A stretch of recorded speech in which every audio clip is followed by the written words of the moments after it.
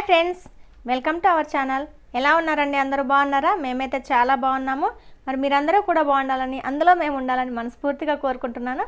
ఈరోజు వీడియో వచ్చేసి ఏంటంటే సజ్జలు అంటాం కదండి. అంటే కొంతమంది సద్దలు అంటారు, కొంతమంది సజ్జలు అంటారు. ఒక్కొక్కరు ఒక్కొక్క రకంగా పిలుస్తుంటారు. ఆ సజ్జలతో దోశలు పోయబోతున్నాను. సజ్జలు షుగర్ ఉన్న వాళ్ళకి చాలా మంచిదండి, హెల్త్కి కూడా చాలా మంచిది. వాటితోటి నేను ఇప్పుడు దోశలు పోస్తున్నాను అనమాట. చాలా బాగుంటాయి టేస్ట్. అది ప్రాసెస్ అంతా కూడా నేను వీడియోలో చూపిస్తాను. ఎలా నానబెట్టుకోవాలి, ఎలా గ్రైండ్ చేసుకోవాలి, ఎలా దోశలు పోయాలనేది ప్రాసెస్ అంతా కూడా మీకు వీడియోలో ఉంటుంది. మరి వీడియోని స్కిప్ చేయకుండా ఎండ్ వరకు చూడండి. మరి వీడియో చూసే ముందు ఒక్క రిక్వెస్ట్, వీడియో కనుక నచ్చినట్లయితే లైక్ చేయండి. మీ ఫ్రెండ్స్కి ఎవరికైనా ఉపయోగపడుతుంది అనుకుంటే షేర్ చేయండి. నా ఛానల్ ఇంతవరకు ఎవరు సబ్స్క్రైబ్ చేసుకోకపోతే సబ్స్క్రైబ్ చేసుకోండి. మరి లేట్ చేయకుండా వీడియోలోకి వెళ్ళిపోదామా? ఒక గిన్నె తీసుకొని ఒక 2 గ్లాసులు, నేను ఈ గ్లాస్ తోటి 2 గ్లాసుల సజ్జలు తీసుకుంటున్నాను. వీటిని నీట్గా శుభ్రంగా క్లీన్ చేసుకొని, దానికి పొట్టు అనేది వస్తుందండి, ఆ పొట్టు అంతా రాకుండా చూడండి. ఇక్కడ చూపిస్తున్న విధంగా నీట్గా శుభ్రంగా క్లీన్ చేసుకోవాలన్నమాట. మనకు ఏం లేదండి, చాటలో పోసి చెరిగితే ఆ పొట్టు అంతా పోతుంది. శుభ్రం చేసుకున్నాక ఒకసారి వాటర్ పోసుకొని బాగా కడగాలన్నమాట. పిసకాలి బాగా, చేత్తో మనం గట్టిగా పిసుకుతుంటే ఆ పొట్టంతా కూడా వెళ్ళిపోతుంది అనమాట. 1-2 సార్లు నీట్గా కడిగి శుభ్రం చేసుకోవాలి. చూడండి, నేను చూపిస్తున్న విధంగా బాగా ఇట్లా గట్టిగా పిసుకుతూ శుభ్రంగా కడగాలన్నమాట. ఇలా కడిగిన తర్వాత నీళ్ళు వంపేసి మరొకసారి నీట్గా కడగాలన్నమాట. ఎందుకంటే మనకు అది పిసికే కొంది పొట్టు వస్తుంది. ఆ పొట్టంతా రాకుండా 1-2 సార్లు నీట్గా శుభ్రం చేసుకుంటే మనకు ఆ పిప్పిలాగా ఉండకుండా ఉంటుంది. చూడండి, నేను 2 సార్లు బాగా పిసికినా కూడా పైన తేలింది. అలా 2 సార్లు కడిగిన తర్వాత నీట్గా ఇంకా వాటర్ పోసి నానబెట్టుకోవాలి. ఒక 6 నుంచి 8 గంటల వరకు నానబెట్టాలి. ఎందుకంటే మనకు సజ్జలు తొందరగా నానవు కాబట్టి మనకు పిండి మెత్తగా గ్రైండ్ అవ్వాలంటే ఒక 8 గంటల వరకు నానబెట్టుకున్నాను నేనైతే. అదేవిధంగా ఇంకొక గిన్నెలోకి మినప్పప్పును వేసుకున్నాను. 2 గ్లాసుల మినప్పప్పుకి అదే గ్లాస్తో సగం గ్లాసు మినప్పప్పు వేసుకొని నీట్గా 2 సార్లు శుభ్రంగా కడుగుతున్నాను. ఇలా కడిగిన తర్వాత 1-2 సార్లు కడిగిన తర్వాత మళ్ళీ అదే గిన్నెలో వాటర్ పోసేసి నానబెట్టుకోవాలి. ఇది కూడా నేను ఇంకా అవి నానబెట్టినంతసేపు ఇవి కూడా నానబెట్టాను. ఒక 6 నుంచి 8 గంటల వరకు నానబెట్టాను అనమాట. ఎందుకంటే మనకు బియ్యం అయితే తొందరగా నానుతాయి. ఇవి సజ్జలు కదా, తొందరగా కొంచెం టైం ఎక్కువ పడుతుంది అనమాట. అందుకనేసి ఒక 8 గంటల పాటు నానబెట్టుకున్నాను. ఇలా నానబెట్టుకొని పక్కన పెట్టేసుకున్నాను.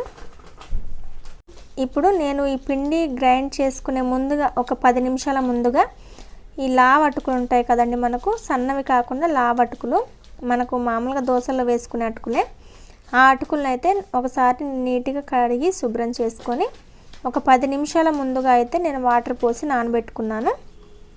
ఎందుకంటే అవి కొంచెం మెత్తగా నానాలి కాబట్టి నేను పిండి గ్రైండ్ చేసుకుని ఒక 10 నిమిషాల ముందుగా అయితే నానబెట్టుకున్నాను. ఇక ఇప్పుడు ఇవన్నీ బాగా నానిపోయాయండి. పిండిని అయితే గ్రైండ్ చేస్తున్నాను.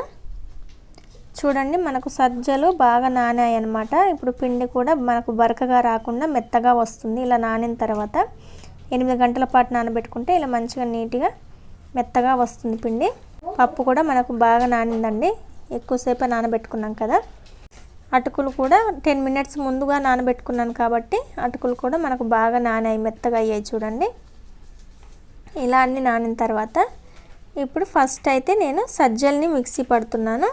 కొంచెం కొంచెంగా వేసుకొని గ్రైండ్ చేసుకోవాలండి.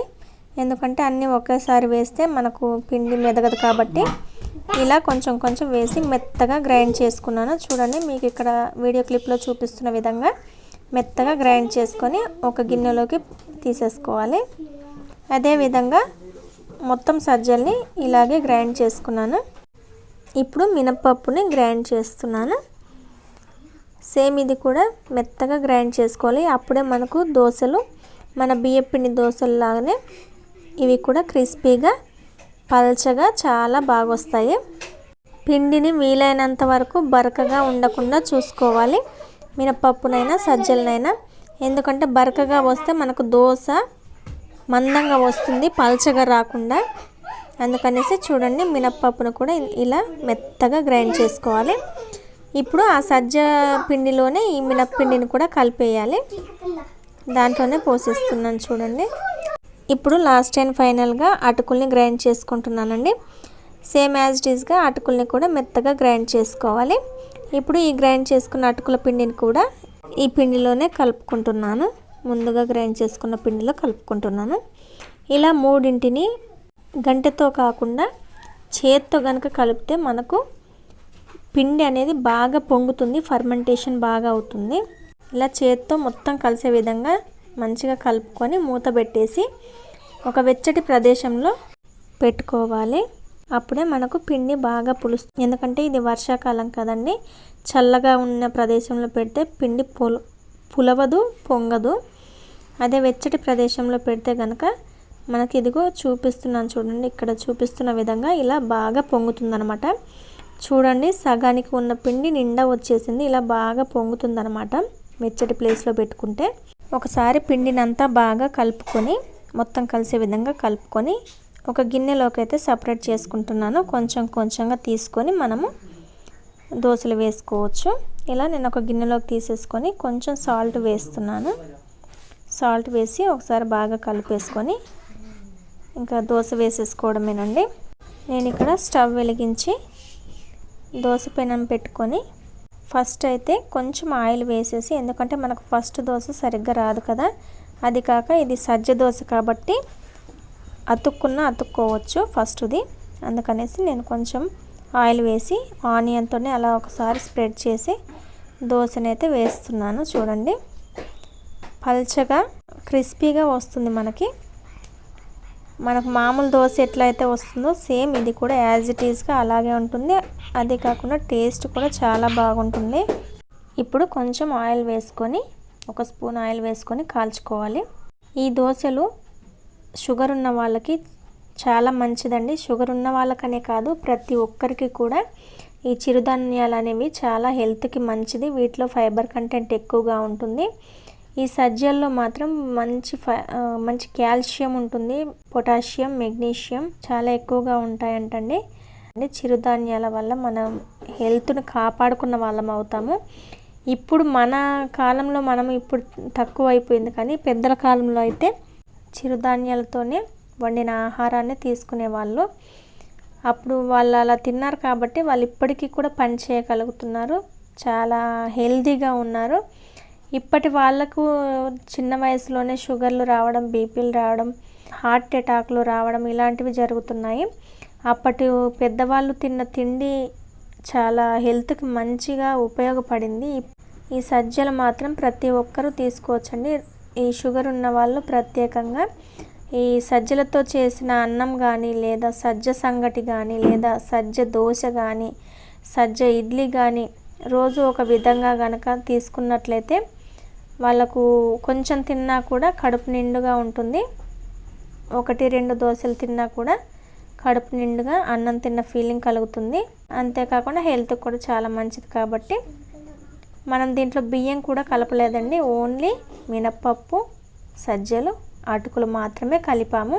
ఈ దోశలు వేడిగా ఉన్నప్పుడు క్రిస్పీగా ఉండి చల్లగా అయినా గట్టిగా అవుతాయన్న భయం కూడా లేదండి. చాలా మెత్తగా ఉంటాయి. సేమ్ యాజ్ ఇట్ ఈస్గా ఒక్కొక్క దోశని ఇలా చూడండి ఎంత పల్చగా వచ్చాయో, దోశలు కూడా క్రిస్పీగా వచ్చాయి.